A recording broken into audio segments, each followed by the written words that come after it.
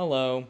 Before watching the video, I'd appreciate if you went and followed my Twitch channel at twitch.tv/stevis5. The link is in the comments, so make sure to just go and give me a follow. Also, I'd appreciate if you subscribe to my YouTube channel. Enjoy! In game 2, my opponent had the white pieces, so I had the black pieces now. My opponent started with 1d4. I responded with d5. My opponent played c4, the Queen's Gambit. I chose to play c6, the Slav defense.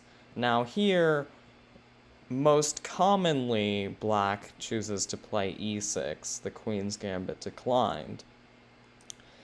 But e6 can be more sharp and it provides a lot more theory than c6, which is much more solid.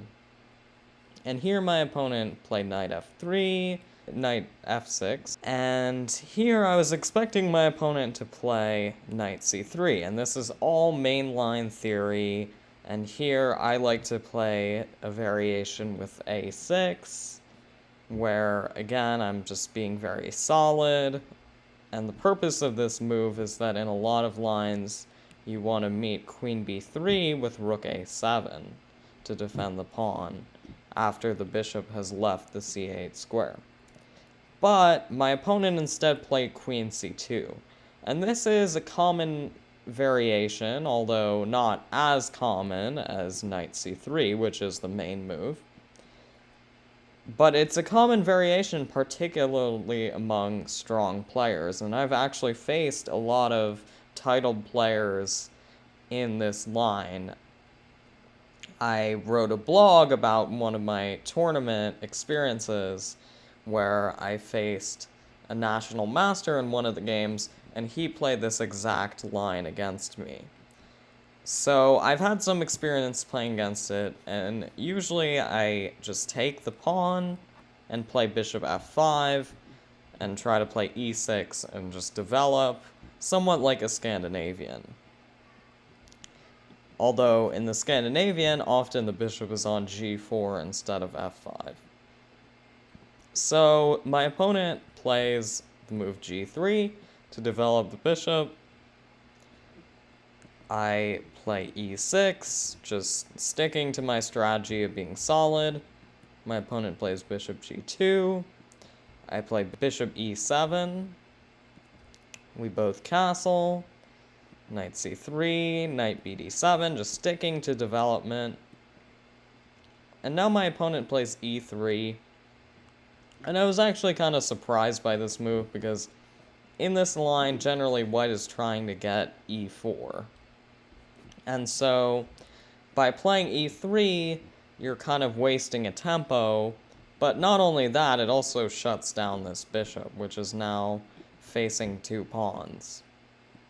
So I play h6, just creating an escape square for the bishop, because in a lot of cases my opponent will try to play knight h4 and gain the bishop pair. In this case, I also have the bishop pair, but the idea of knight h4 is that my opponent is trying to take my bishop, and then I'll only have the one bishop, whereas my opponent will still have the two. So my opponent plays queen e2, trying to get e4. I play knight e4, just stopping that, and knight d2. And now I'm kind of in a tough situation, because no matter what I do, my opponent's just going to play e4 next.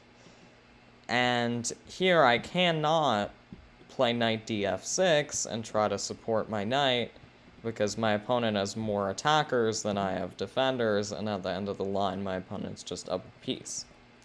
So I have to either take one of the knights or retreat. I decided to take on d2. Now, I could have taken on c3, but this felt like I was helping my opponent even more, because I was bringing one of his pawns closer to the center and really helping him build up a healthy center here. So I traded on d2. I just move my bishop back, just prophylaxis against e4. My opponent played e4. And here I played queen b6, attacking both pawns. So my opponent played bishop e3 to defend both pawns, as now the queen, sort of a discovered defense, actually. The queen now defends the pawn because the bishop moves away. So I just played rook fe8, trying to centralize the rooks. Rook ad1, rook ad8, and now my opponent plays d5. Kind of a sharp move, attacking my queen. And at this point, I was pretty unhappy with my position, because if I just move my queen away, then my opponent gets to take on e6, and this pawn is a serious weakness. However, that's what I probably should have done in the game, because I played the move bishop c5, which is actually a mistake, because my opponent now has this idea to go knight a4. And originally what I calculated is, okay, well, knight a4, I just move the queen, and take, I'm fine. This is okay. And one of the points of playing bishop c5 is I thought I was being clever, because now if my opponent takes on e6, I can take back with the rook. But at this point in the game, I realized, okay, well, I can't take back with the rook, because then my opponent goes knight a4, and now on queen b4, my opponent can simply take. And I can't take back because of the pin. I just lose my rook. So I had to take back with the pawn, and now my opponent spotted a nice tactic. Rook takes d7, and knight a4. And it was in this point in the game that the fun really began. If you like, you can pause the video and try to figure out what move I played here. I could have played a move like queen b4 and suffered down in it.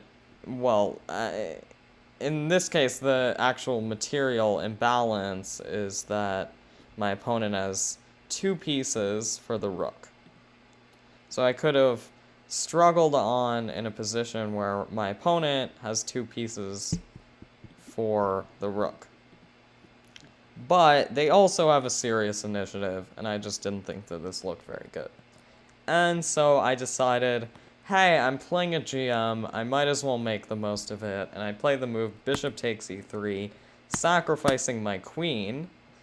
And now, in this position, the material imbalance is a bishop and a rook for the queen. And generally, this is a pretty favorable position and situation for white, but here I was able to put on a lot of pressure. And as you can see from the move counter below, from this position, which seems very good for white, I was able to win the game in just 7 moves. So let's see what happened. My opponent played king h1. I played rook e d8, just simply doubling up rooks and trying to go down to the 2nd rank and attack. My opponent plays f4, possibly trying to save their f-pawn from potential ideas. For example, if my opponent had played a different move, I could play rook d2, and now things get a little awkward just because, for example, if my opponent plays queen f3, I have rook f8, and I'm winning the f2 pawn. So they play f4, I play rook d2, just activating my rooks.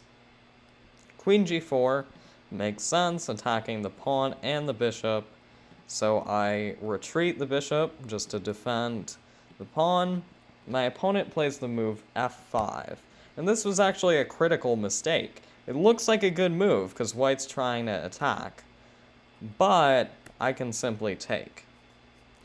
And here my opponent takes with the pawn. Now they still would have been somewhat okay if they had taken with the queen. Here I can play a move like rook f8 and line up with the queen. I can also play bishop c4 and attack the rook, and my pieces are very active here. And as long as I just either defend the bishop or move it out of the way, my opponent isn't actually threatening anything. Right now they're threatening to take, but as I said, if I defend it or move it out of the way, there's no real idea for white. Whereas my pieces are active, I can take on b2, I can play rook d1 at a good moment to try to go for a back rank checkmate. So this would have been an interesting situation. But my opponent blunders by taking with the pawn. And now I play rook 8 to d4, attacking the queen, and this is a winning move. If you like, you can pause the video to try to figure out why. So, if my opponent plays queen f3, I can simply play bishop d5, and my opponent's just getting completely crushed, because no matter where they move the queen, I'm just going to take on g2, and that's it. In fact, I can even take on g2 with the rook, because now my opponent can't stop me from going for a discovered check. For example, rook takes g3, which wins even more material. So basically, I have my choice of winning moves. I can also take, and then when my opponent moves his king, I can give another discovered check. Basically, this position is completely lost. Possibly even forced checkmate, I'm not completely sure. But if it isn't forced checkmate, I'm winning more than enough material to win the game. So that's not an option. In the game, my opponent played queen h3, but this move also loses. And again, you can pause the video to try to figure out why. So in this position, I played the move rook takes g2. And this is a very nice move. My opponent can't take with the queen because of bishop d5, and they're just losing the queen. They can't even block with rook f3 because I simply give a check. And now they're just losing no matter what. If they block, I take, which is actually checkmate because the queen is pinned. And otherwise, they'd have to give up their queen. So, in the game, my opponent actually played f6, but I should also mention that my opponent can take with the king, but this also loses, because now, again, I play bishop d5, and no matter what my opponent does, they lose. If they move the king to g1 or f2, then I can move the rook with a discovered check. So for example, I can play rook h4 check, and because their king is in check, they have to move, and then they'll lose the queen. So that's not an option. And blocking with the rook also isn't an option, because I don't have to take. I can simply play rook d2, and now they have to play king f1, and now I just take the rook, and their king is in a mating net. I'm threatening bishop g2 check, winning the queen, so this is also completely losing. So, in the game they just decided, hey, if I take either way, I'm just gonna lose. So I'm just gonna leave this rook and try to create counterplay. But there really just isn't any counterplay here. I just move my rook out of the way, and now I'm threatening bishop d5, and my opponent has to play king g1, and then I have a discovered check. And my opponent's only potential trick is to play a move like queen c8, but the whole point of playing rook g to d2 instead of some other move is so that I can now meet this with rook d8. That being said, I now realize that that was kind of unnecessary, because I could have met it with rook d8 anyway, because the bishop defends. But basically the point is, there's just no counterplay here. And so, rather than playing queen c8, my opponent actually just resigned in this position.